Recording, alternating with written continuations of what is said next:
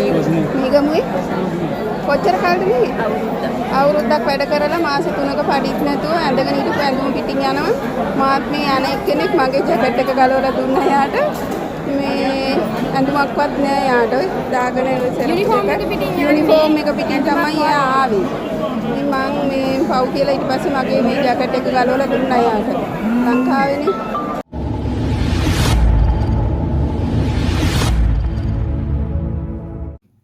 අයිබෝ හිතර සවි අපගේ YouTube නාල ගන්න වෙන විදේශගත සහෝදර සහෝදරයෝ ඔබ සිල්වත් තිරුවන් සරණයි කියලා මුලින් ප්‍රාර්ථනා කරනවා. ඉතින් ආදරණීය ඉල්ලීම කරන්නේ subscribe කරලා bell icon click කරලා මේ වීඩියෝ share කරලා අපේ මයි දැනුවත් වෙන්න ඔබගේ සහයෝගය ලබා දෙන්න කියලා. ඉතින් යාළුවනේ අදත් අරගෙන ආවේ ඉතා දුබ්බර කතාවක්. අපේ සහෝදරයෙක් මේ රටකට ඇවිල්ලා හිටි හැටියෙම ඇඳන් ඉන්නේ දවතපටින්ම ලංකාවට යවනවා. සහෝදරියක් දැකලා ඒ සහෝදරියේ වීඩියෝ එක හරහා සමාජයේ දැනුවත් කිරීමක් කළා තිනවා. සමාජයට ඒක මුදැහැරලා තිනවා. ඉතින් අපි මේ වීඩියෝ බලලම කතා කරමු. මෙන්න මේ අක්කා කොහෙද අක්කා ලංකාවේ?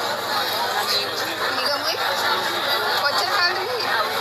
අවුරුද්දක් වැඩ කරලා මාස 3ක පඩිත් නැතුව ඇඳගෙන හිටපු ඇඳුම් පිටින් යනවා. මාත් මේ යන එක අවුරුද්දක් වැඩ කරලා මාස 3ක පඩිත් නැලු. ඉතින් මාස 3ක් පඩි නැති වෙනකොට ඒ ගෙදර වැඩ කරනකොට දන්නේ නැද්ද තමන්ගේ ගෙදර බරකරුවා පැමිණිල්ලක් දාලා මේ තාන්ති කාලේ දැනුවත් කරලා ඉවරලා ආයතනේ පිහිටක් පදන්න. ඉතින් ඔහේ ඉන්නම් වාලේ ඉන්නවා. Taman දන්නෙත් නැහැ කොහොමද නීති ක්‍රමවේදය කියන එක. අවබෝධයකුත් නැහැ. ඇත්තම මේ අපි සමාජගත කරන ක්‍රමවේදය මොනවා හරි වරදක්ද? එහෙම නැත්නම් ඔයාලා මේවා බලන විදිහ වරදක්ද? අපිට තේරෙන්නේ නැහැ. අපි නිරන්තරයෙන් කී දිනක් මේ සමාජගත කරන මේ කරදරයක් වුණාම ඒක අවස්ථාවක් කරගෙන සමාජයට මුදාහරිනවා වීඩියෝ එකක්. මෙන්න මේ දේවල් වෙනවා මේ රටක. මෙන්න මේ වගේ ගැටලු තියෙනවා. ඒක නිසා ඔයාලට කරදරයක් වුණා මෙන්න මේ ආයතන සම්බන්ධ කරන මේ විදිහට වැඩ පිළිවෙලක් හදාගෙන නීති ක්‍රමවේදයක් අනුව ඔයාලා සාධාරණ කීතු කරගන්න මැදිහත් වෙන්න කියන එක තමයි අපි කියන්නේ. කෙනෙක් මගේ ජැකට් එක ගලවලා දුන්නා යාට මේ ඇඳුමක්වත් නෑ යාට දාගෙන යුනිෆෝම් එක පිටින් තමයි ආවේ ඉතින් මම මේ පව් කියලා ඊට පස්සේ මගේ මේ ජැකට් එක ගලවලා දුන්නා යාට ලංකාවේනේ මේක කමල්ලාගේ දැක්කොත් යාට උදව්වක් කරන්න යුනිෆෝම් පිටින්ම යවන්නේ ඇඳුමක්වත් නැහැලු. ඉතින් සහෝදරිය ඒ වෙලාව මැදිහත් වෙලා උදව් කරපු එක හරි. නමුත් ඕක සමාජගත කරනකොට එයාව සම්බන්ධ කරගන්න පුළුවන් ක්‍රමවේදයක් හරි නැත්නම් තාන්ති කාලේ ඒ වෙලාව හරි සම්බන්ධ කරන්න තිබුණා. වීඩියෝ දැම්මා කියලා කමල්ලායලා උපුල්ලායලා ඉන්දියකලා නිලන්තලා චමින්දලා රිස්සාන් සර්ෆාන් ඔය කවුරු කිව්වත් කාට කිව්වත් නීතිය විදිහට තමයි වෙන්නේ. නීති ක්‍රමවේදය අනුව ආයතනවල සම්බන්ධ කරනවා. අපිත් මේ රටවල මේ විදිහට හිටියට කරදරයක් අපිට කිව්වා කියලා අපිට 이르දි බලයක්වත් එහෙම නැත්නම් අපිට නිලයක් බලයක් දීලා නැහැ. ඔයාලව බේර ගන්නවත් ඔයාලට විසඳුම් දෙන්නවත්.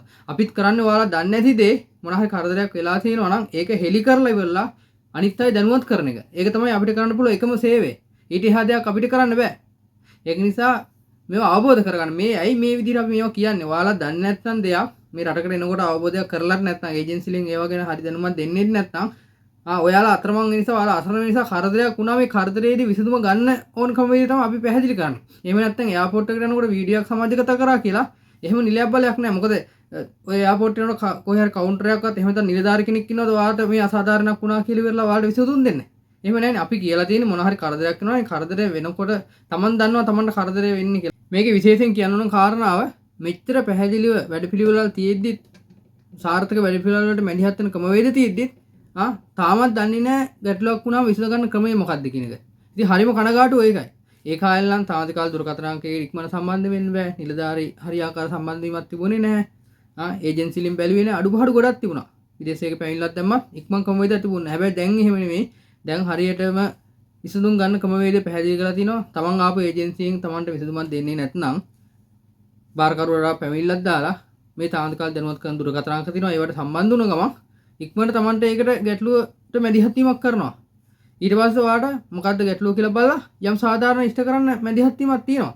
ඉතින් ඒක නිසා මෙහෙමත් තියෙද්දි මෙහෙම ක්‍රමවේද හඳුනා දීලා මේ නිරන්තරයෙන් හැම අවස්ථාවකම පුළුවන් විදිහට අපිත් මේ සමාජගත කරලා මේවා හෙලි කරද්දිත් මෙහෙම අසරණ වෙනවා මෙහෙමත් කරදර වෙනවා කියන එක ඇත්තටම මේ අපේම අයගේ තියෙන දුර්ලභකම මෙතන තියෙන්නේ. අපේම අය මේවා ගැන හොයන්නේ නැහැ බලන්නේ නැහැ අවබෝධයක් නැහැ. එන්නම් වාලේ ඔහේ එනවා මෙහි ඔය ඉන්න මාස 3ක් ගෙදරක පඩිය දෙන්නේ නැතිනකොට තමන්ගේ අසාධාරණකම තමන්ට කියා ගන්න බැරිද? ඉතින් තමන්ගේ අසාධාරණකම තමන්ට කියා ගන්න බැරුව කොහොමද විසඳුමක් දෙන්නේ කියන්නකෝ. මොකෝ මේ තාන්ති කාලවලටවත් එහෙම නැත්නම් ඒජන්සි වලටත් එහෙම නැත්නම් රටේ තියෙන ආයතන වලටවත් මොන හරි වෙනම බලයක් තියනවද? දිව්‍යඥානයක් තියනවද මේ කරදරයක් වෙනවා කියලා? එහෙම නැහැනේ. එක්කෝ තමන් ගිහින් දාන එයාපෝට් එකට ගිහින් දාන වෙලාවේ හරි තාන්ති කාලේ සම්බන්ධ කරගන්න තිබුණා මෙන්න මේ කරදරයක් මට වුණා මෙන්න මේ ගෙදරින් ගෙනත් දැම්මා මට ලොකු අසාධාරණයක් වුණා මේ වෙනිමර සාධාරණයක් කරගන්න ඕන එතන ඉන්න පොලිස් නිලධාරීවරු හරි කියන්න තිබුණානේ එහෙම මොනවත් නැහැ හීනෙන් බය වෙලා වගේ ආසෙන් කඩා වැටෙනවා වගේ එකපාරම ඉතින් සමාජයේ මේක වීඩියෝ මුදාහරිනවා සමාජයේ වීඩියෝ මුදාහරියා කියලා ඒ වෙලේ යාට විසඳුමක් ගන්න ක්‍රමෙද නැහැ පෞගී කාලේ නම් ඔයාලා දකින්නේ නැති මේ නන්දිනී මිස්ගේ ඒජන්සිය හරහා ආපු කෙනෙක් නිසා අර විදේශර කමල් සහෝදරයා සමාජගත කළ වීඩියෝ පැහැදිලි කරලා ලංකාවට ගිහිල්ලා මේ වැටුප අරන් දුන්නා. හැබැයි ඒක නෙමෙයි ක්‍රමය. ඒක ඒ විදිහට මැදිහත් වුණ නිසා සාධාරණ ඉෂ්ට වුණා. හැබැයි ඒක නෙමෙයි හැමෝටම ඒ විදිහකම වේද හදා ගන්න බෑ. ඒක එහෙම දෙයක් වෙනවා කියලා සම්බන්ධ මේ සමාජය දැනුවත් කරන්න තමයි ඒක කිව්වේ. මේ විදිහ කරදර වෙනවා. ඒක නිසා ඔයාලා කරදර වෙනවා නම් මෙන්න මේ වගේ විසඳුම් ගන්න ක්‍රමවේදයක් ඔයාලා වැඩපිළිවෙල හදාගන්න කියන එක පැහැදිලි කරේ. හැබැයි අපේ අය දන්නේ නැහැ. අපේ අය මොන හරි ප්‍රශ්නයක් වුණාන් පස්සේ එයාපෝට් එකට ගිහින් දැම්මන් පස්සේ තමයි අර නිින්දෙන් ඇහැරෙනා වගේ විසඳුම් හොයන්න මැදිහත් වෙන්නේ. එතකම් මුකුත් දන්නේ නැහැ බබාලා.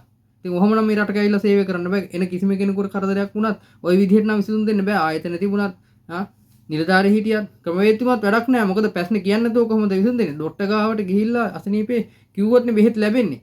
මොකද දොස්තරට ගෙදර ඉන්න කෙනෙකුට අසනීප දිනවා කියලා දොස්තර දන්නවද?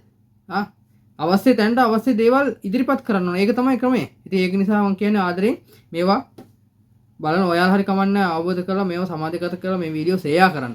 මොකද අපේ අය දවසින් දවස් මේ කරදරේ වැටෙන්නේ අපේ අයගේ වැරදි නිසා. අපි දන්නේ නැහැ මොනවා හරි ගෙදර කරදරයක්ද, එයාගේ මොනවා හරි අඩුපාඩුවක් නිසා, එයාගේ මොනවා හරි එතනු සිදුවීමක් නිසා එහෙම ගිහින් දාන කෙනා අපි දන්නේ නැහැ. ඉතින් මේවා කියන්න නෙවෙයි දිය කරලා පෙව්වත් වැඩක් තියෙනවද අපේ අය මේවා අවබෝධ කරගන්න තු. කොහොමද මේවා අවබෝධ කරන්නේ? මේම තේරෙන භාෂාවෙම මේ විදිහට කියලා මේවා තේරුම් ගන්නේ නැත්නම් ඉතින් කරදර වෙන දේ අහන්න දෙයක් නැහැ. කරදර වෙනවා තමයි. කරදරයක් වුණා විසඳුම් හොයන්නේ නැහැ නේ. ඒ නිසා ඊට ආදරෙන් ඉල්ලන්නේ මේවා දැනුවත් වෙන්න. අනිත් අය දැනුවත් කරන්න කියලා ආදරෙන් මතක් කරන ගම දැනට ඔබෙන් සමු ගන්නවා හැමෝටම සම්මා සම්බුදු සරණයි.